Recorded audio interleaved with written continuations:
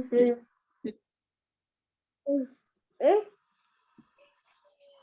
Listo. Hola, buenas noches. Bueno, pues iniciamos con el tema de hoy. Es una de las la plática de la segunda conferencia que iniciamos en este proyecto de la alegría de abrirse a la vida y estamos compartiendo charlas de formación. Hoy tenemos un tema súper importante. Lo propuse porque es un tema que ahorita en la actualidad pues es muy necesario. Quise invitar, tengo una invitada de lujo, una licenciada máster en finanzas. Ella es Alicia Márquez, es especialista, maestra, con una gran experiencia, tiene una gran semblanza, pero por el tiempo y por el momento que ya queremos que mejor nos empiece a hablar del tema, la resumí en esto, con gran experiencia y un asesor financiero independiente. Ella es la licenciada Alicia Márquez, nos va a compartir el tema cómo llevar las finanzas del hogar. Mucho gusto, Ali. Muchas gracias. Muchas gracias, Noema, muchas gracias. Muchas gracias por haberme invitado. Pues primero déjenme les platico por qué razón es que me dio mucha emoción poder estar aquí con ustedes, porque este ministerio que ustedes llevan se me hace algo muy hermoso y más cuando somos conscientes del plan que Dios tiene para nosotros. Y créanme que a mí eso me tocó aprenderlo de una forma muy difícil. Entonces, para yo poderles compartir cómo fue que lo aprendí y cómo hoy yo soy una persona abierta a la vida, les voy a platicar una historia. Y en esa historia yo les voy a ir diciendo dónde van a hacer anotaciones, porque hay algunas anotaciones bien importantes.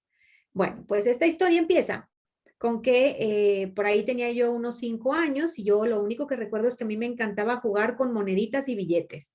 Y hasta me escondía atrás de una cortina y yo pensaba que yo era cajera de un supermercado. Entonces me gustaba tanto que cuando crecí yo sabía que me tenía que dedicar a algo que tuviera que ver con los números o con los dineros. Entonces estudié finanzas, todo lo que tiene que ver con finanzas estudié. Y cuando terminé yo me pregunté, pues, ¿dónde era el lugar más adecuado para poder ejercer o desarrollar lo que aprendí? Y pues yo decía que dinero igual a bancos, entonces pues fui a trabajar a un banco. Y yo bien contenta empecé a trabajar ahí y empecé a crecer y cada vez empecé a ganar más, lo cual estaba muy bien. Pero ahí me di cuenta de algo bien difícil.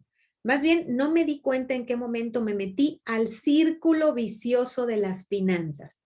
Ojo con eso, el círculo vicioso de las finanzas. Y ahí les va cuál es el círculo vicioso de las finanzas porque se los voy a dibujar. Chéquense. Empieza uno aquí arribita donde decimos, híjole, yo ya trabajo mucho y luego gano poco, me lo gasto, no me alcanza, tengo que tener deudas y luego pagar deudas, menos me alcanza y me regreso al círculo. Trabajo mucho, gano poco, me lo gasto, no me alcanza, pido deudas, pago deudas, menos me alcanza, trabajo mucho, gano poco, así. Y muy pronto me metí en ese círculo vicioso.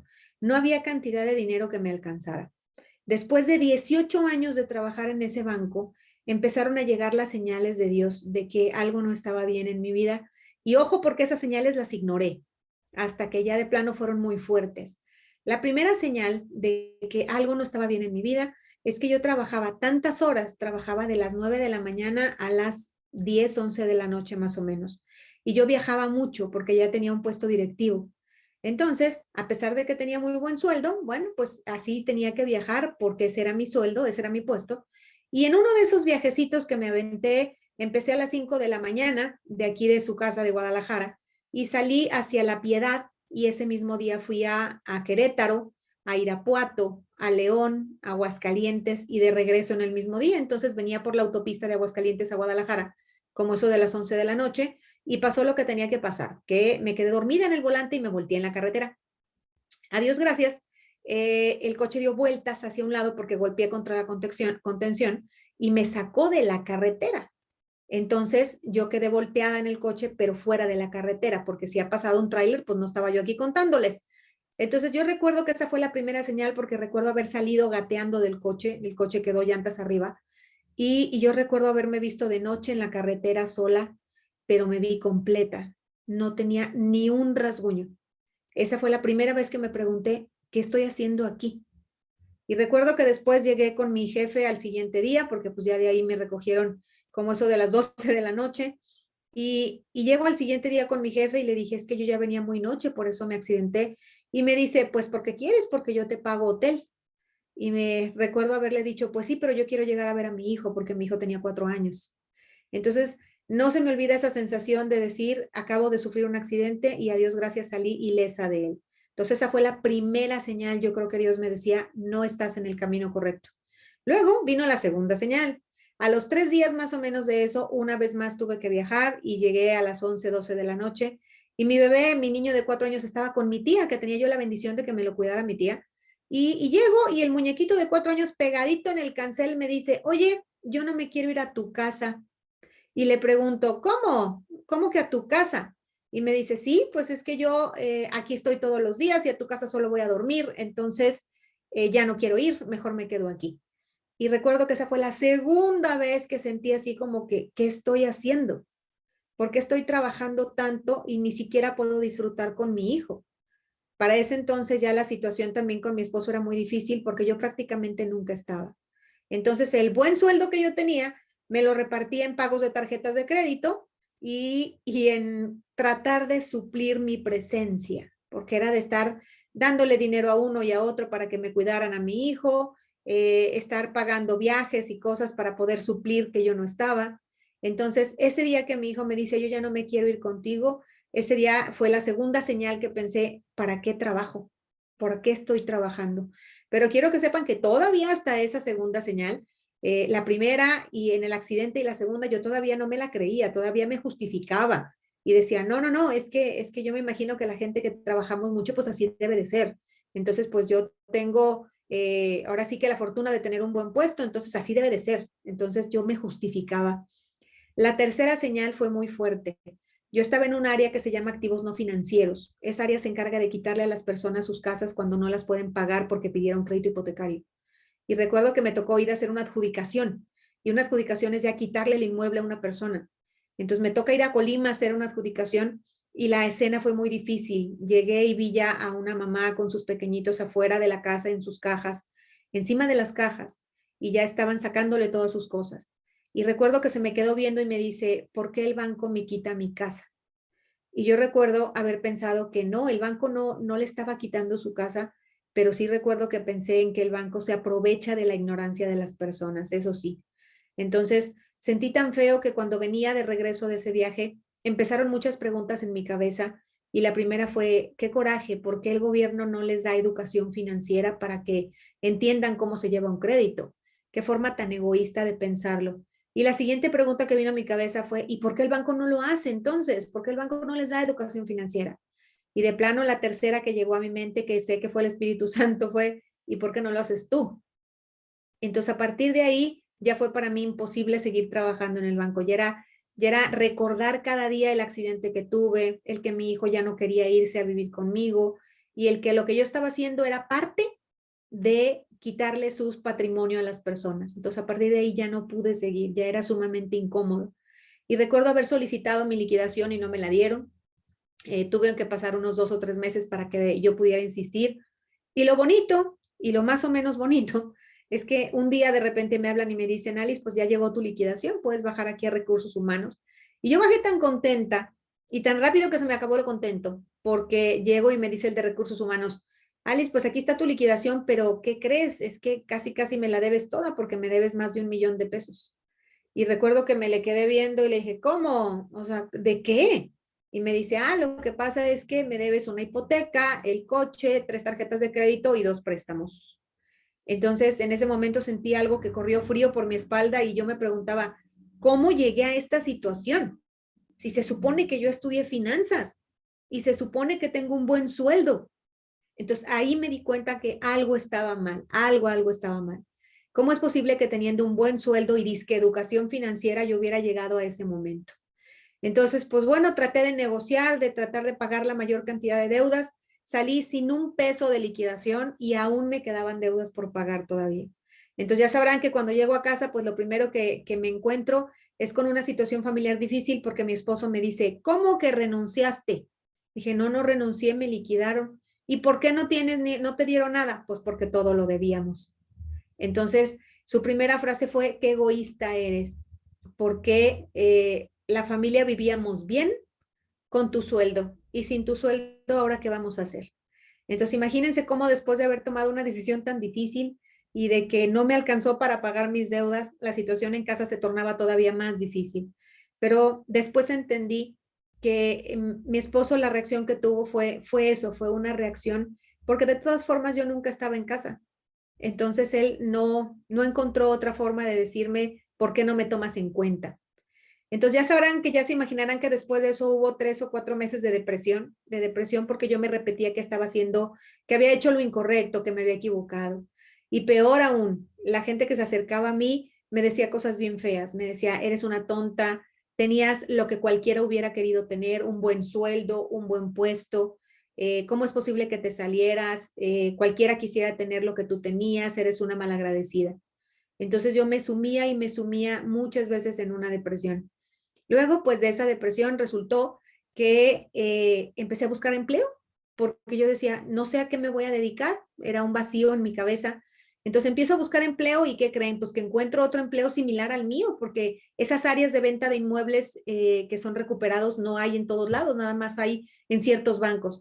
Entonces recuerdo que me llaman de este otro banco que mandé solicitud, me llaman y me dicen, ¿sabes qué? Sí, sí queremos que vengas a dirigir el área que tú dirigías allá, pero aquí. Y al principio me puse bien contenta porque yo decía, no, hombre, bueno, pues qué genial, ¿no? Qué rápido encontré trabajo. Pero algo dentro de mí me apachurraba, algo no estaba bien. Entonces, pues el día que me citan para firmar el contrato, yo les había platicado y a Noema ya le tocó que ese día me citan y fue en La Paz, en la calle de La Paz. Oye, hermosa, ¿me ayudan con su micrófono? Ok. Pues que vaya quedando. Ahí está, muchas gracias. Bueno, pues entonces llego ya a la avenida de La Paz y Chapultepec, entonces ya iba yo a firmar el contrato, llegué muy temprano y enfrentito por ahí en La Paz está un templo, está el templo de la Señora de la Paz. Entonces recuerdo que yo llegué temprano y yo me metí y me senté en la banca de atrás a agradecerle a Dios que había encontrado trabajo. Pero yo sentí algo como un vacío y recuerdo que se acercó a mí una monjita y me dice, sin conocerme, me preguntó, ¿estás bien? Y extrañada yo le dije, sí, sí estoy bien. Y me dice, es que se te ve tu carita atribulada. Y me animé y le dije, híjole, es que voy a tomar una decisión bien difícil y bien importante, pero no sé si estoy haciendo lo correcto.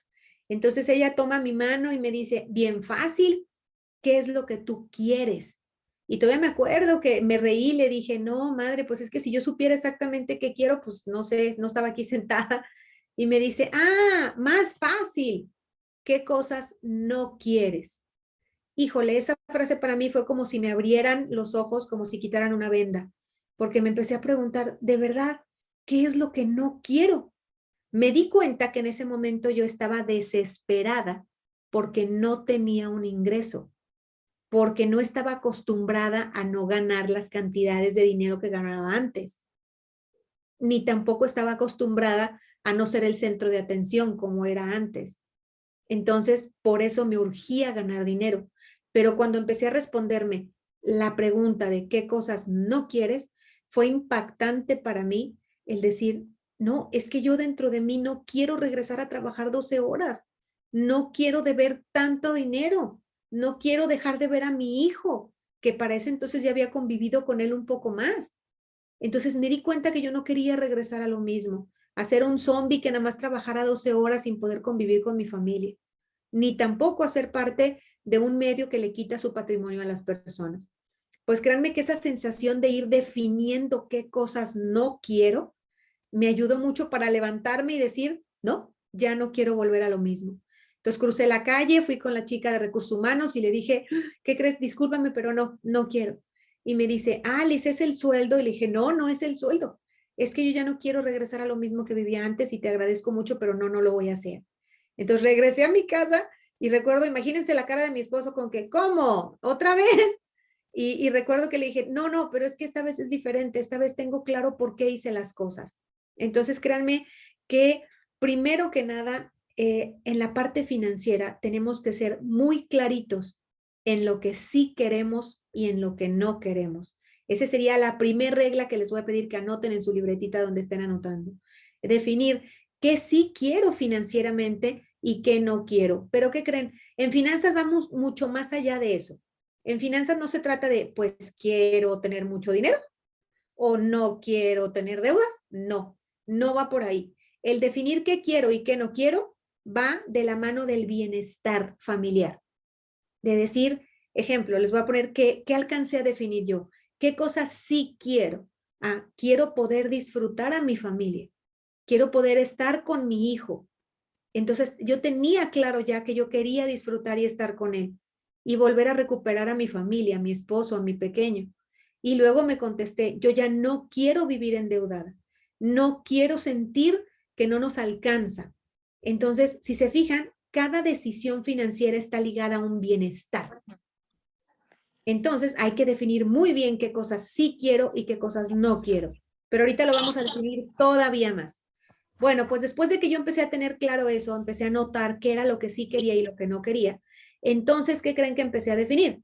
Pues que lo que tenía alrededor y lo que estaba haciendo o pensando me acercaban o me alejaban a lo que quería. Y les voy a poner un ejemplo. Obviamente, cuando yo trabajaba en el banco, yo iba al súper, yo ni siquiera sabía cuánto costaban las cosas. Yo nada más llenaba el carrito porque me gustaba verlo lleno. Yo ni siquiera sabía cuánto pagaba y compraba un montón de cosas que no se necesitaban. Y recuerdo que cuando ya dejo de trabajar en el banco y decido que ya no iba a regresar a otro banco, obviamente al ir a hacer al súper, mi esposo me decía, bueno, pues es que ahora vamos a tratar de acomodar el gasto con lo que yo gano. Y imagínense que era un sueldo de 80,000 menos en la familia, porque ese era mi sueldo. Entonces mi esposo nunca me dijo que no. Me dijo, pero ahora nos vamos a acomodar a lo que yo gano. Entonces imagínense la primera vez que él me da para el súper y yo que no sabía cuánto costaban las cosas, empiezo a meter cosas al carrito y él me dice, no, es que ya no nos alcanza. Esto es lo que te puedes gastar. Ojo, porque aquí me pasó algo que nos puede pasar a todos. Yo empiezo a decir, no, es que es muy poquito. Y empecé a quitar cosas. Pero mi esposo me dice, oye, pero empieza por quitar cosas que realmente no sirven. Quédate con lo que sí se necesita. Ya sabrán que pues tuve que empezar a quitar del carrito las cajas del cereal, las cajas de galletas, los botes de nieve, los refrescos, la botellita de vino, las botanitas por si alguien venía a la casa y demás tarugadas. Y me quedé solo con lo necesario. Cuando llego a la casa, ¿qué creen que fue lo que pasó? Me dio la loca de la casa. La loca de la casa que tiene frustración. Porque llegué tan enojada, porque lo que vi en el carrito era que si yo no compraba muchas cosas, me sentía pobre. Entonces, llego y lo primero que hago es reclamarle al esposo. Ve nomás, o sea que si yo no trabajo, entonces aquí somos pobres. Imagínense cómo saqué mi frustración, porque muchos de nosotros empezamos a utilizar frases negativas acerca del dinero, pero ni siquiera es porque sea real. Porque en ese momento mi esposo me dijo, oye, ¿y de estas cosas que tú compraste, de verdad te hace falta algo más? ¿De verdad te vas a quedar sin comer porque no compraste las galletas, los cereales, el refresco, las papitas y todo lo demás? Entonces, ahí empecé a darme cuenta que no era cierto, no era que me faltara algo. Yo lo estaba sintiendo así porque me sentía frustrada, porque me sentía que no podía comprar todo lo que quería. Pero cuando, ojo ahí, quité esa sensación de frustración y dije, a ver, olvídate de lo que no te sirve. ¿Qué era lo que no me servía? Quejarme no me sirve, porque con quejarme no se va a solucionar nada. Estar reclamando no me sirve, porque no iba a solucionar nada. Estarme repitiendo solita esa maraña de, sí, pues ve nada más, no me pude comprar esto, no me pude comprar lo otro, ya ni siquiera esto, ya ni siquiera lo otro, tampoco sirve. ¿Se acuerdan que les dije hace ratito que tenemos que definir exactamente qué sí quiero y qué no quiero? Un tema de finanzas. Ahí fue esa parte importante, porque ahí me di cuenta, no me sirve quejarme, no me sirve reclamar, no me sirve estar recordando qué cosas sí me sirven. Me sirve identificar qué es lo que necesito para nuestra alimentación para nuestra sana alimentación? Dije, sí, la verdad es que sí me alcanza. Esto me sirve para alimentarnos correctamente, mi esposo, mi hijo y yo. Entonces me obligué a quedarme solo con el pensamiento que sí servía. Y quiero que sepan que de aquel momento a hoy, muchas personas que me ven dicen, híjole, Alice, no te reconozco, porque antes yo iba al súper a comprar un carrito súper lleno de tarugadas y se los juro que cada vez era tarjetazo de 2,000 pesos o más. Hoy en día, cada vez que su servidora va al súper, no pasa de 300 pesos, porque solamente se compran las cosas indispensables y procuramos ya no comprar cosas perecederas en el súper. Tratamos de comprarlas en el mercado porque son más frescas y porque ayudamos a la economía local. Entonces, cualquiera me hubiera dicho o cualquiera podía haberme visto y decir, es imposible que hoy gastes en el súper menos de la mitad de lo que gastabas antes. No, no es imposible. Es que la realidad es que ese riel financiero me había llevado a un esquema consumista muy difícil. Entonces, por eso les quería compartir esa parte bien importante, porque empecé a quitarme los pensamientos, los comentarios y los reclamos que no sirven de nada. Entonces, aquí voy a dejarles ya una primera tarea. Identifica cuántas frases al día dices que sean frases de queja, frases de reclamo, frases de frustración económica. Porque si con cada frase que tú dijeras de esas aparece dinero, qué genial, pero no es así. No aparece con esas frases. Entonces, lo primero que tenemos que hacer si queremos hacer un cambio financiero en nuestra vida es quitarnos esas cosas que no sirven. No sirve la queja, no sirve el reclamo, no sirve el miedo, no sirve el hubiera, no sirve el yo antes. Y se los digo porque yo los decía. Es que si no hubiera renunciado, es que si no hubiera esto, el hubiera no sirve. Y también era es que yo antes compraba tal cosa, es que yo antes no sirve, eso no sirve. Entonces, esas cosas tenemos que alejarlas de nosotros y definir y concentrarnos en los que sí queremos. ¿Se acuerdan que hace rato les comentaba? Hay que definir lo que sí quiero. Entonces, en aquel momento hice una pequeña lista de las cosas que sí quería. Y fíjense, nada más les voy a compartir una de las frases que aquel momento puse. Yo hoy quiero poder disfrutar de las cosas que se necesitan para vivir tranquilamente. Disfrutar de lo que sí se necesita. Nunca puse lo que deseo, porque es muy diferente la necesidad al deseo. Y les voy a poner otro ejemplo de cómo aprendí la gran diferencia entre necesidad y deseo. Cuando yo trabajaba en el banco nos pagaba el seguro de coche. Y recuerdo muy clarito que cuando salí del banco, pues no me lo pagaron. Entonces, mi esposo me dijo, hay que primero evaluar el seguro del coche. Y yo recuerdo que a mí me quedaba una pequeña cantidad y no alcanzaba para pagarlo. Pero les voy a confesar algo muy feo que hice. Como yo me sentía que ya no iba a poder comprarme cosas, con la pequeña cantidad que me quedaba, en lugar de ir a comprar el seguro del coche, fui a cambiar el teléfono. Porque me quitaron el teléfono más caro que en ese momento me daba el banco.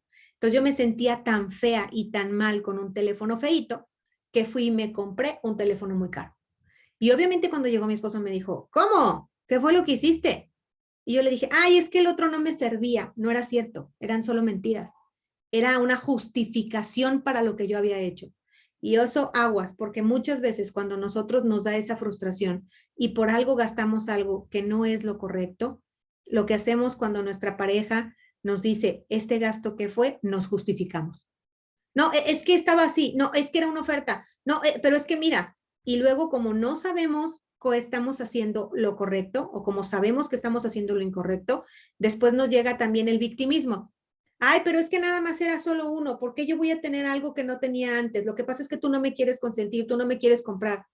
Eso es el victimismo. Una vez más, ese tipo de frases no sirven si queremos alinear nuestra familia a una libertad financiera y a llevar las finanzas correctamente en tu hogar. En aquel momento me costó 2-3 días darme cuenta de lo que había hecho.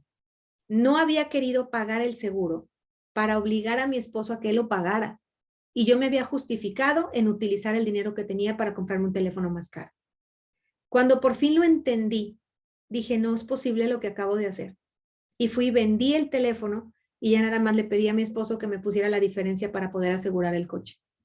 Pero ese tipo de detalles me ayudaron mucho a darme cuenta que yo tenía esas actitudes que no ayudan en nada a las finanzas del hogar. Yo tenía esas actitudes del victimismo, justificarme, quejarme, frustración, reclamos, el me lo merezco y demás. Entonces, con esto que te he ido platicando, identifica si cada uno de nosotros tiene alguno de esos y si realmente cada vez que utilizas esas frases o tienes esas actitudes, sumas a la parte de las finanzas de tu hogar o le restas.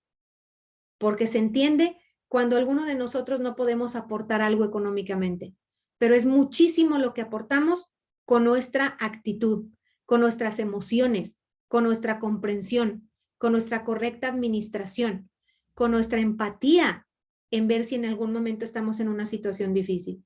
Créanme que yo vi a mi esposo hacer muchos esfuerzos de que pudiéramos vivir bien con lo que él ganaba, que era menos de la mitad de lo que yo ganaba. Y fue para mí un cambio muy fuerte el poderme acostumbrar al hacer nuevos presupuestos. De hecho, yo nunca había hecho un presupuesto. Para mí, el saber finanzas significaba saber qué deuda tener. Y no, era muchísimo más allá, pero nunca me había visto en la necesidad de hacerlo. Entonces ahí fue que empecé a hacer un presupuesto, a decir, entonces todo lo que yo compraba en el súper realmente no servía. Y me di cuenta porque yo recordaba que tiraba la mitad, que a la semana o 15 días era volver a la alacena y decir, este ya no sirve, este ya se abrió y nadie se lo comió, y este ya se hizo duro, de tantas cosas que compraba que no servían. Entonces ahí fue la primera vez que dije, ok, si en verdad quiero la frase que puse, que fue disfrutar de lo que mi familia necesita, no desea, necesita disfrutar, entonces, ¿qué voy a hacer yo? Y fue la primera vez que dije, tengo que distribuir correctamente lo que me puede dar mi esposo. Y fue la primera vez que hice un presupuesto. Y obviamente en ese presupuesto empecé por separar las cosas que se necesitaban de las cosas que son meramente deseo. Y aquí les voy a compartir que financieramente hablando, solo hay 5 cosas que son necesarias para la supervivencia o para la vida. Y ahí les va, anótenle. Primera, vivienda y servicios básicos, que efectivamente incluye, si es que pagamos algo de vivienda como renta o hipoteca, y los servicios básicos. ¿Cuáles son los servicios básicos?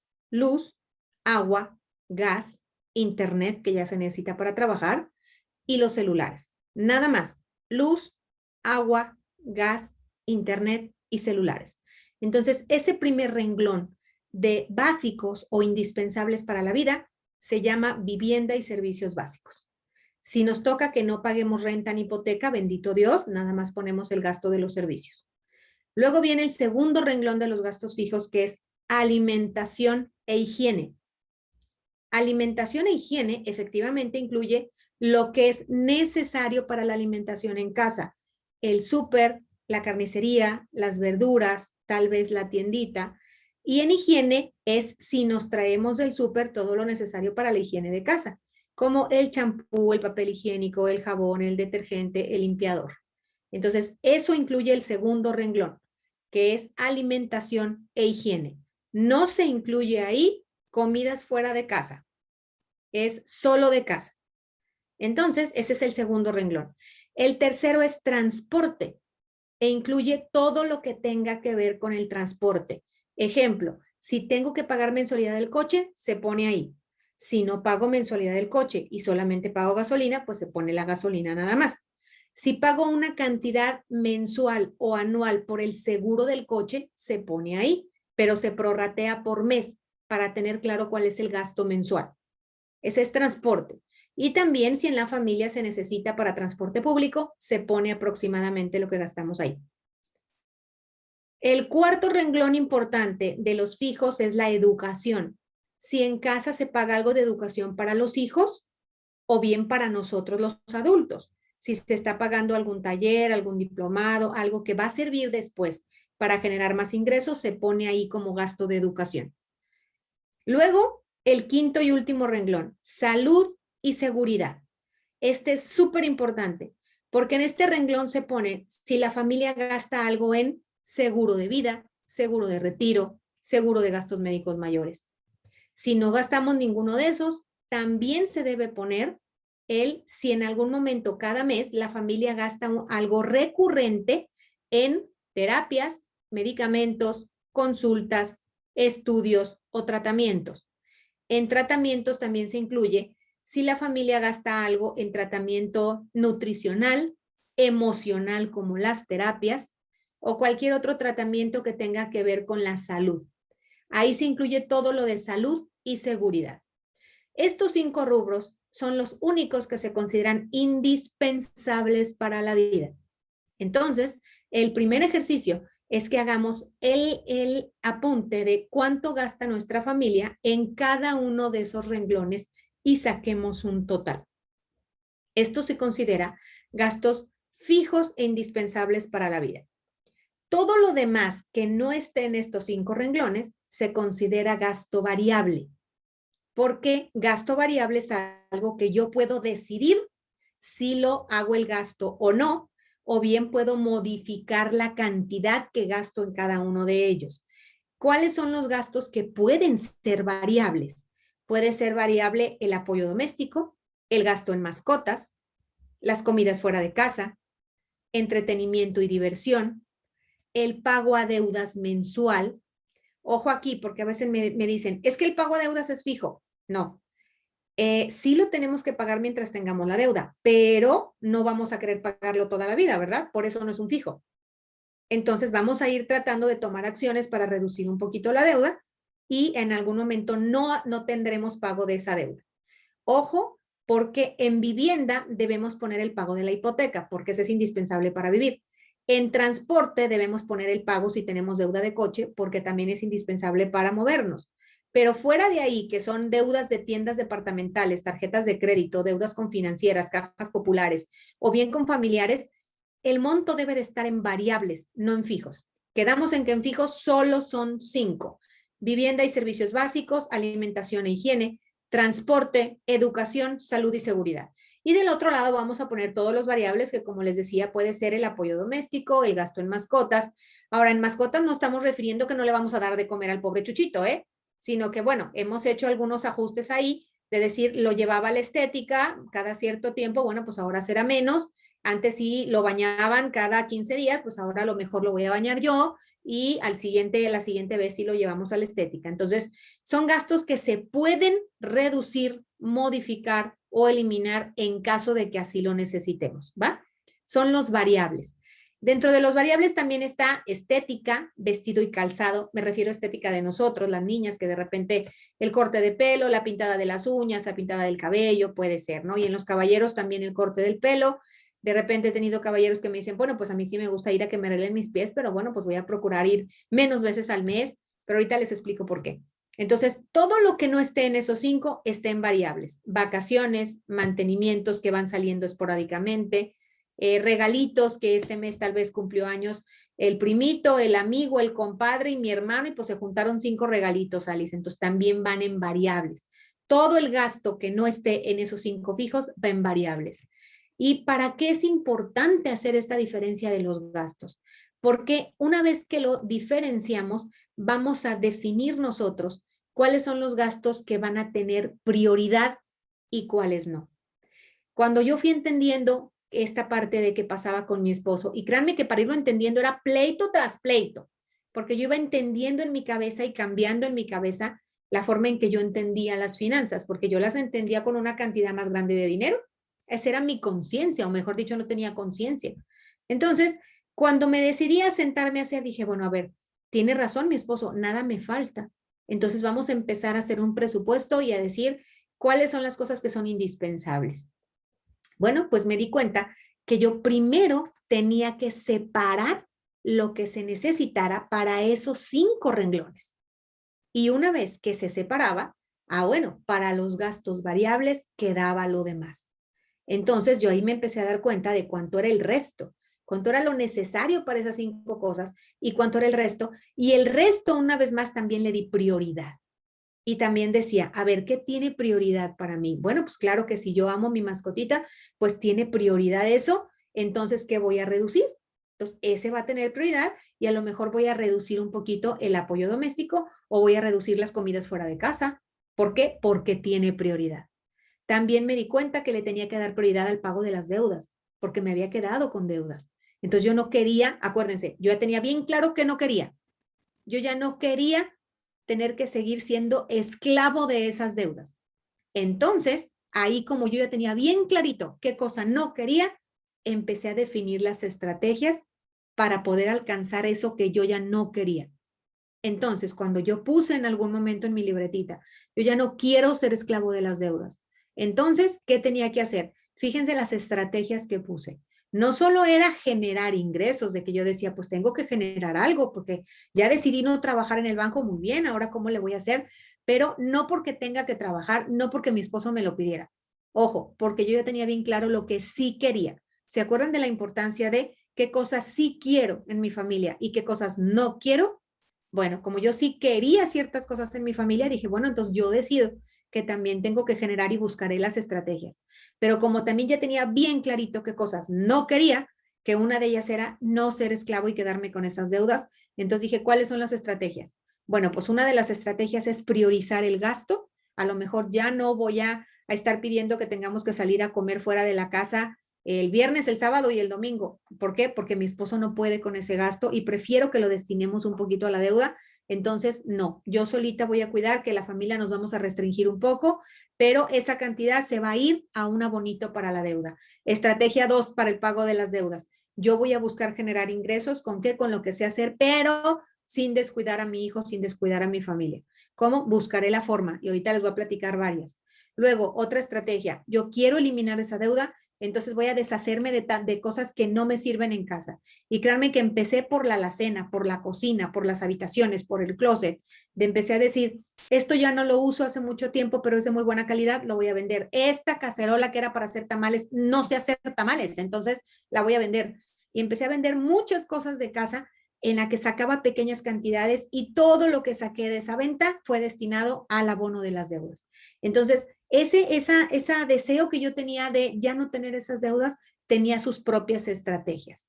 Entonces, fijan cómo poco a poco fui buscando soluciones a los problemas que yo solita decía que tenía.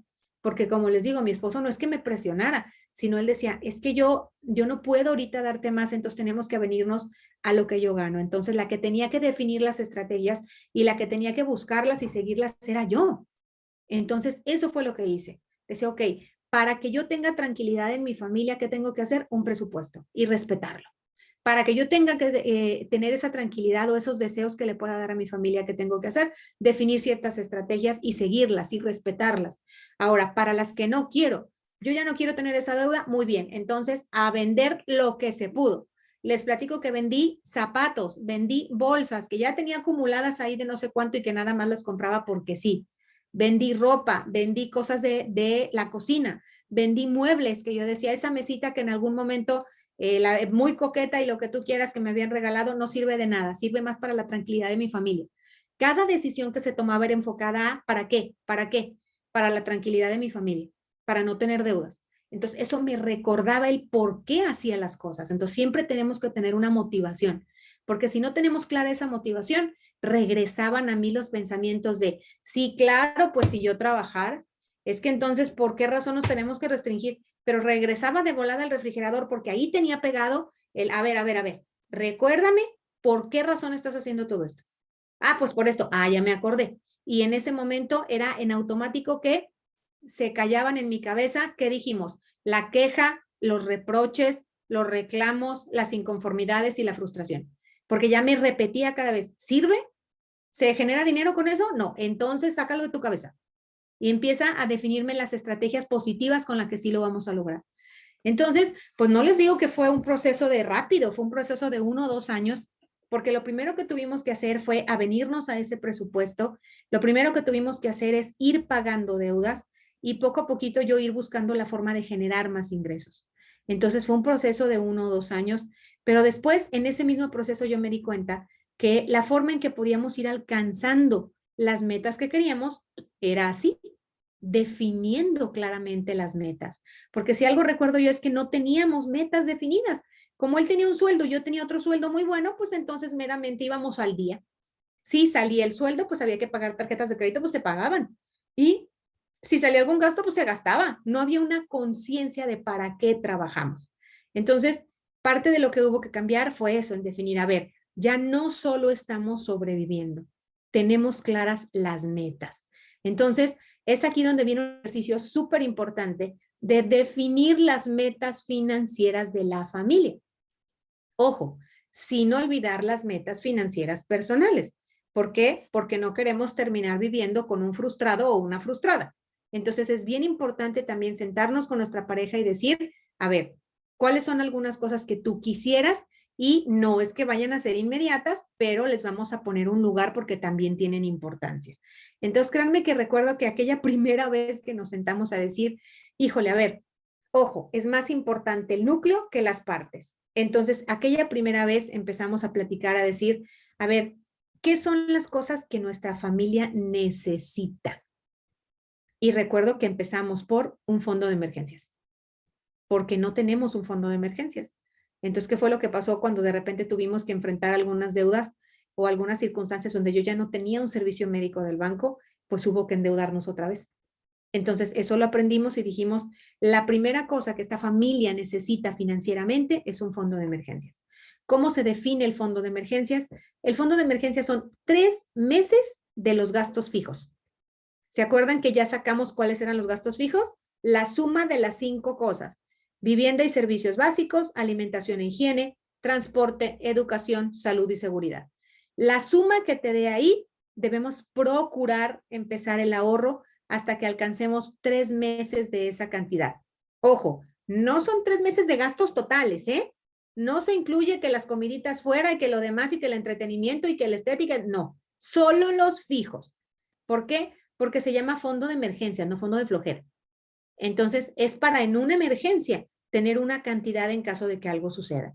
Y como, pues, algo que también me traje de haber trabajado con tanto estrés tantos años fue una salud deteriorada. Entonces, algo que me di cuenta cuando salí del banco es que empecé a necesitar de cierta atención de salud y ya no tenía un servicio médico. Entonces, como no teníamos fondo de emergencias, imagínense, de haber ganado muy bien, nunca haber hecho un fondo de emergencias, no tenía vergüenza. Entonces, empezamos a hacer un fondo de emergencias de poquito en poquito. Nadie decía que, ya de inmediato. No, de poquito en poquito. Entonces, la primera meta de la familia era el fondo de emergencias. Luego, la segunda meta de la familia era las reparaciones que le teníamos que hacer a la casa. Hicimos un presupuesto, que eran reparaciones básicas, no era ningún tipo de remodelación grande, y eso lo pegamos también en el refri. Y le pusimos meta 1, fondo de emergencias. Meta 2, reparaciones de la casa, que eran meramente algunas cosas que había que resanar y la impermeabilizada. Y le pusimos el presupuesto. Y luego meta 3, ahí fue cuando le dije, a ver, ¿a ti qué te gustaría? Financieramente hablando, ¿qué te serviría a ti? ¿Qué te hace falta? Y él me dijo, cambiar mi computadora para mi trabajo. Dije, perfecto. Entonces, ahí empecé a entender que si era él que estaba apoyando económicamente más, entonces, pues me estaba pidiendo algo que él quería. Y era muy injusto y egoísta de mi parte decirle, no, primero yo.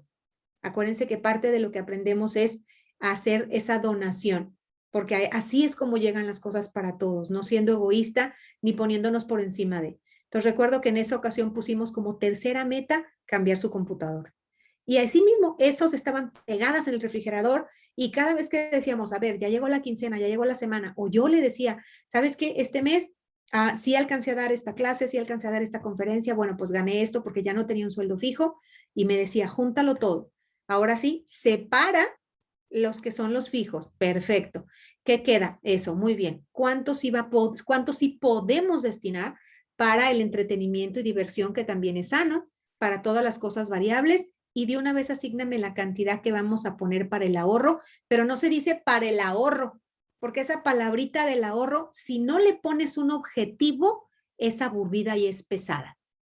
Hay veces que pregunto, oye, ¿cuál es tu meta? Y me dicen, ahorrar. No, ahorrar no es una meta. Ahorrar es una acción para alcanzar la meta. Es el caminito. Entonces, por eso tenemos que definir muy bien cuáles son las metas, porque la meta es el fondo de emergencias. La meta es las reparaciones de casa. La meta es la computadora. ¿Cómo se van a lograr? Por medio del ahorro. ¿Por qué? porque cada mes o cada semana o cada que recibimos dinero, vamos a destinar al ahorro esta cantidad. Oye, ¿la meta es ahorrar? No, claro que no. La meta es la que ya pusimos en el refri. El ahorro es la acción que me va a ayudar a llegar a esa meta. Si en nuestra cabeza solo le decimos, hay que ahorrar, imagínate tu subconsciente que te dice, ¿y eso qué? O sea, eso no me causa ninguna satisfacción. O me dices exactamente para qué va a ser, o se me va a hacer pesadísimo hacerlo. ¿Por qué creen que hay veces que en diciembre decimos que vamos a ahorrar el año que entra y se nos acaba la emoción como para febrero? ¿Por qué? Porque la palabra ahorrar como tal no te dice nada. Entonces tiene que haber una meta muy clara.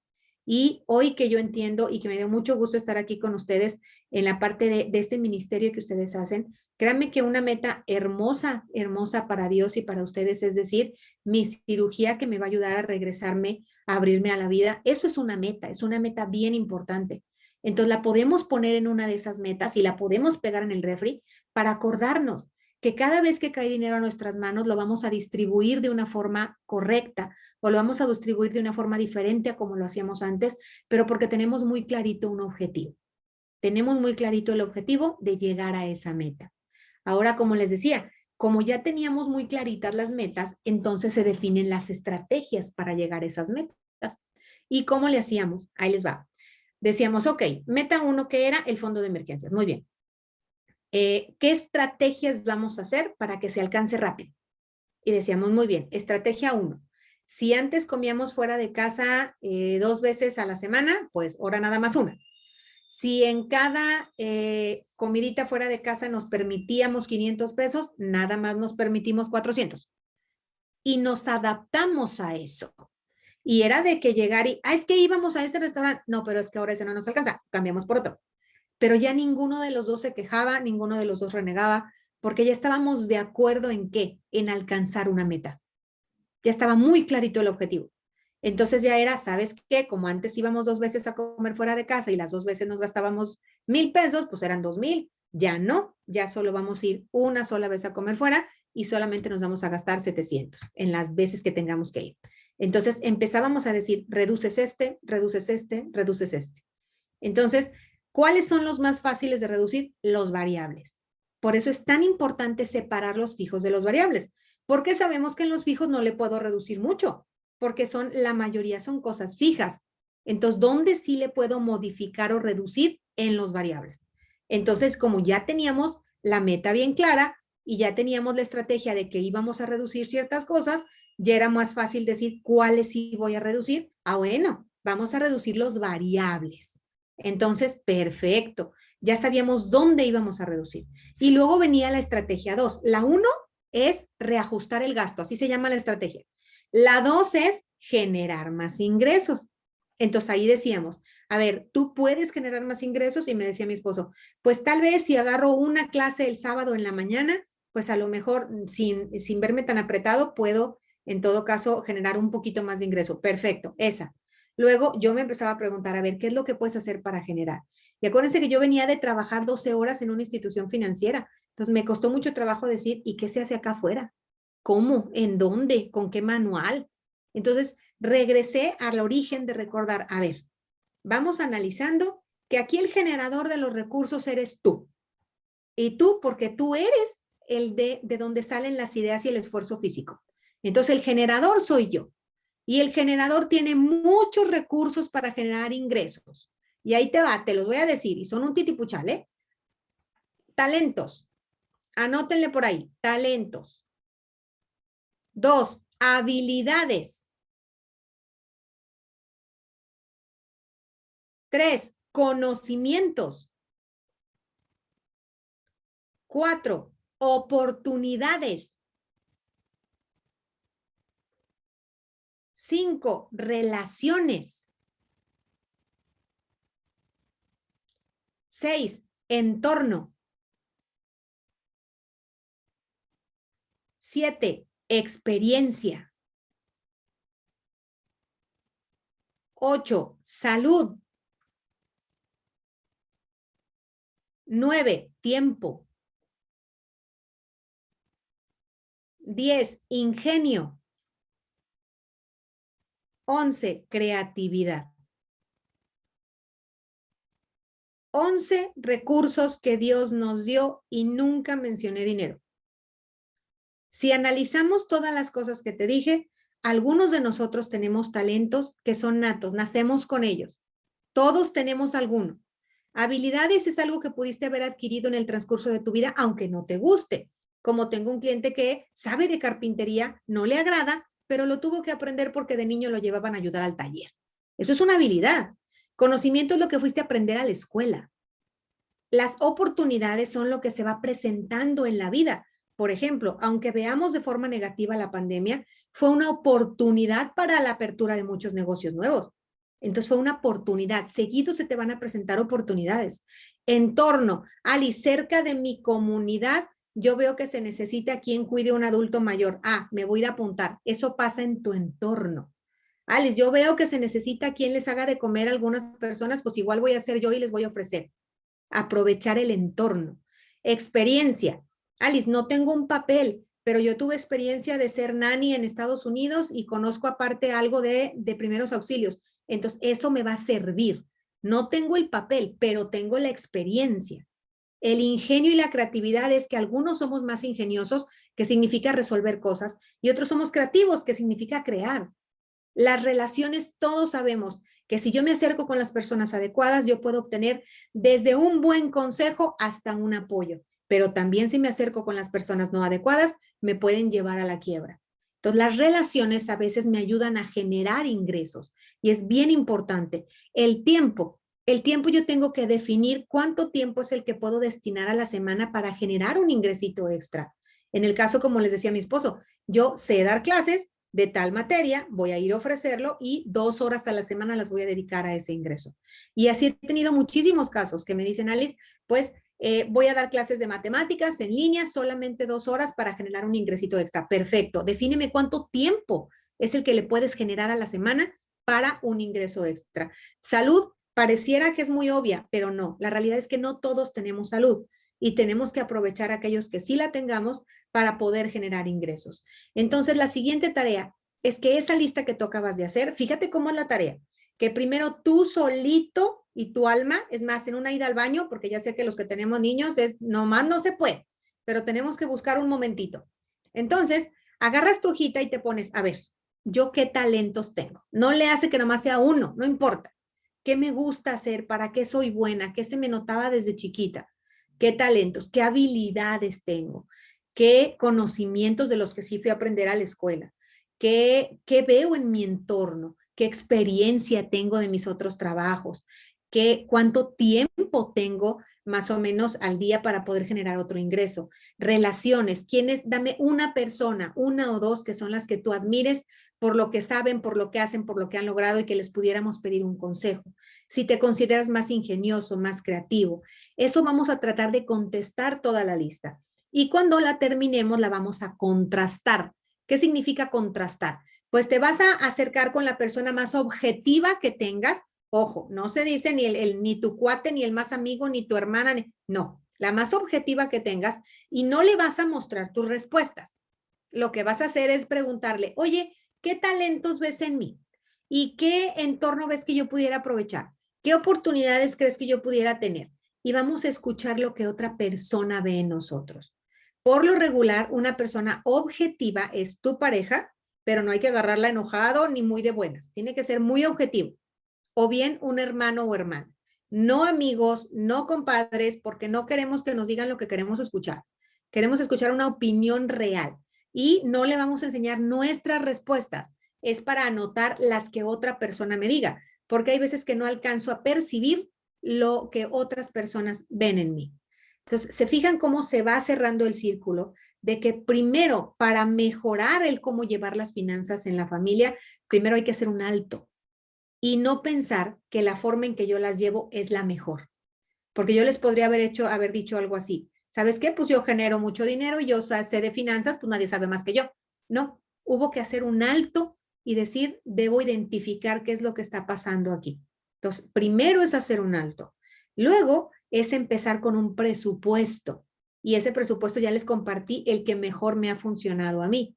Y luego de eso es definir las estrategias que sí voy a hacer para ir alcanzando las metas. y luego tratar de generar más ingresos, pero enfocándome en todo esto que les acabo de decir. También les voy a dejar de tarea que busquen en internet la palabra Ikigai. Es I latina, K de kilo, G de gato, A de Andrés, Y, Ikigai. Ikigai es una metodología japonesa para poder encontrar una fuente de ingresos. El Ikigai está basado en 3 círculos, en la unión de 3 círculos. Y te dice, el primer círculo es todo lo que te gusta o sabes hacer. Y para eso es el ejercicio de los 11 recursos para generar. Una vez que voy teniendo claro qué me gusta o qué sé hacer, luego viene el otro círculo. El otro círculo del Ikigai dice, ¿qué necesitan a tu alrededor? ¿Qué necesidades percibes en los que te rodean? Y eso también se saca de los 11 recursos, de en tu entorno o las oportunidades. Y el tercer círculo responde a, ¿se puede cobrar? Y el Ikigai dice que cuando se unen esos 3 círculos, bingo, encontraste una fuente de ingresos. Entonces, hay que tratar de llevar esta metodología para tratar de descubrir un poquito qué cosas puedo hacer. Ahora, ¿por qué razón estamos haciendo estas cosas? Para alcanzar las metas que nos propusimos. Como les decía, yo les compartí cuáles son mis metas o cuáles se fueron mis metas en ese momento, pero no son permanentes, ¿eh? Porque, por ejemplo, una vez que se concreta el fondo de emergencias, ya dices, ya, esa ya está, esa ahí la dejo guardada. Ahora, ¿cuál es la meta que sigue? Y luego, ya también, ¿cuál es la que sigue? Y así es como vamos poniendo nuevas metas. Eso se tiene que revisar cuando menos cada 6 meses, para que esas nuevas metas vayamos poniendo nuevas cantidades e ir definiendo nuevas estrategias. Y créanme que una vez que agarramos músculo con eso, ya se hace mucho más sencillo. Así es que esta es una parte bien importante de una metodología que tiene que empezar por no aceptar que lo que nosotros hacemos está bien, no aceptar que lo que nosotros hacemos es lo único, ni tampoco que siempre lo que estamos haciendo nos sale mal, porque no es así. Entonces tenemos que abrirnos a la posibilidad de que todos podemos aprender y cambiar a cosas nuevas. Una vez que hacemos ese alto, después viene el hacer el presupuesto de con lo que sí contamos y cómo lo vamos a distribuir correctamente. Luego, ¿para qué estoy haciendo todo esto? Las metas que tengo para mi familia, para mí, para mi pareja. Y luego, después de esas metas, plasmarlas por escrito. No se deben quedar así nada más, sino las ponemos por escrito y las ponemos en el refrigerador. Y una vez que tenemos las metas, empezamos a definir las estrategias. Y con las estrategias me apoyo en la metodología de los 11 recursos y del Ikigai para empezar a generar ingresos. Entonces, esta es una de las formas en que podemos irnos alineando poco a poquito a descubrir qué es lo que sí podemos hacer, no solo para alcanzar esas metas, muchachas, sino para tener una vida mucho más tranquila y alineada a las finanzas. Si se fijan, el alinearse a las finanzas no significa yo quiero generar más dinero, claro que no. Tiene que estar ligado a las emociones. ¿Por qué estoy haciendo todo esto? ¿Por qué genero más ingresos? Porque tengo una meta y esa meta le va a dar bienestar a mi familia. ¿Por qué estoy haciendo esto? ¿Por qué me restrinjo un poquito en mis gastos? Porque tengo una meta, quiero llegar a ella y también eso le va a dar tranquilidad y seguridad a mi familia. ¿Se fijan? Cada acción está ligada a una emoción para que tenga sentido. Y una vez que tiene sentido, entonces voy viendo cómo cada una de esas acciones vale la pena porque voy viendo un bienestar en mi familia y voy viendo que se van cumpliendo las metas y que también todos los miembros de la familia, en empezar por mi pareja, va viendo que yo soy parte de y colaboro de ese cambio financiero, pero cómo vamos logrando ese bienestar familiar.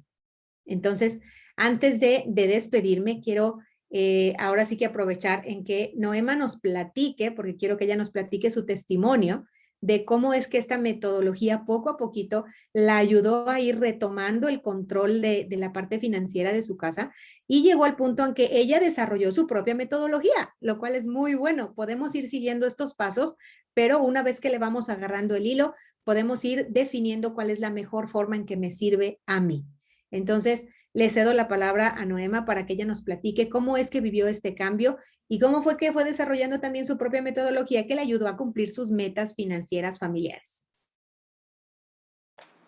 Sí, muchas gracias, Ali. Bueno, pues estoy en ese proceso todavía, pero como realmente lo dices, lo de la metodología, pues sí es algo que surgió a raíz de una necesidad.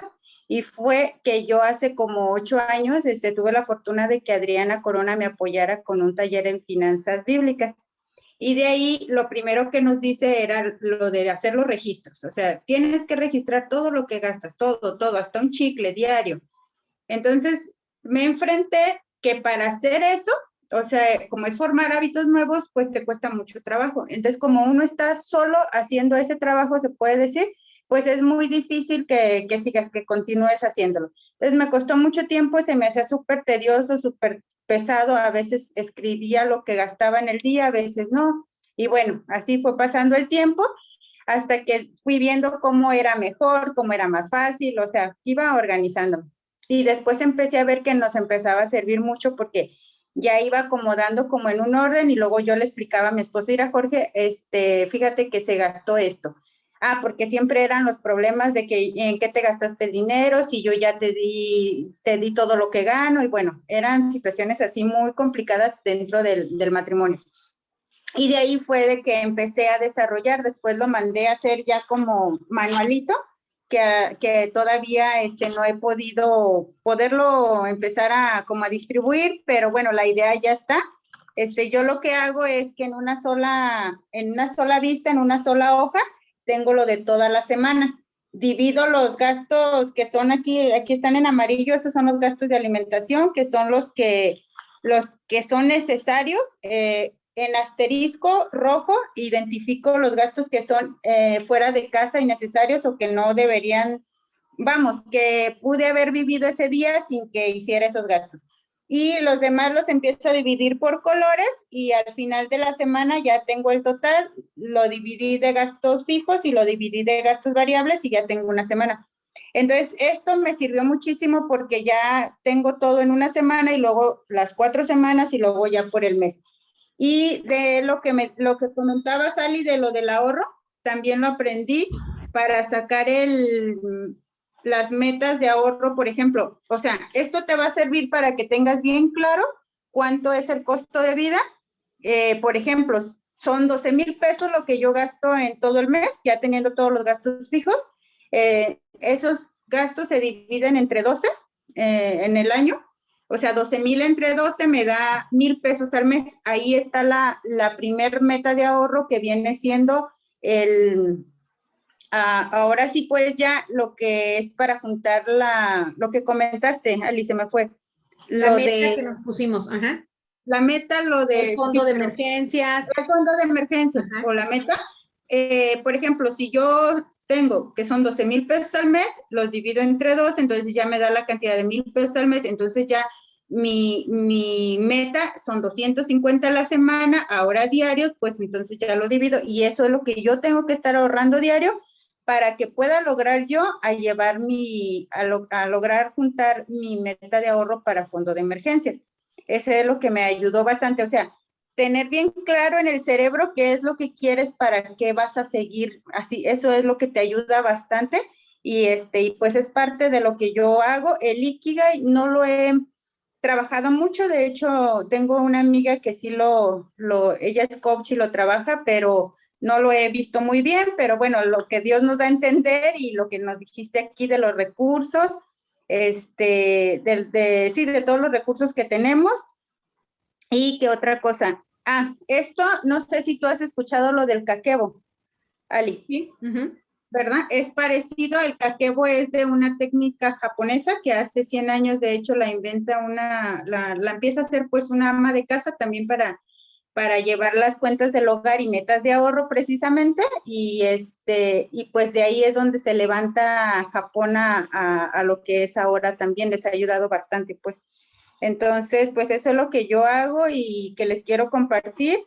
No he podido mandar a hacer las hojas a archivos para PDF para compartirlo a los que están aquí en Guadalajara. Si gustan, estos sí se los puedo hacer llegar aquí, pero sí me gustaría tener la hoja más bien en archivo en PDF para poderlas enviar y que les vaya ayudando a tener ya los registros diarios y poder sacar en el mes el costo de vida y ya es mucho más fácil seguir esto que tú nos estás comentando, pero ya teniendo todo por escrito. Otra cosa que me ha ayudado bastante a raíz de seguirte a ti es tener el cuaderno financiero.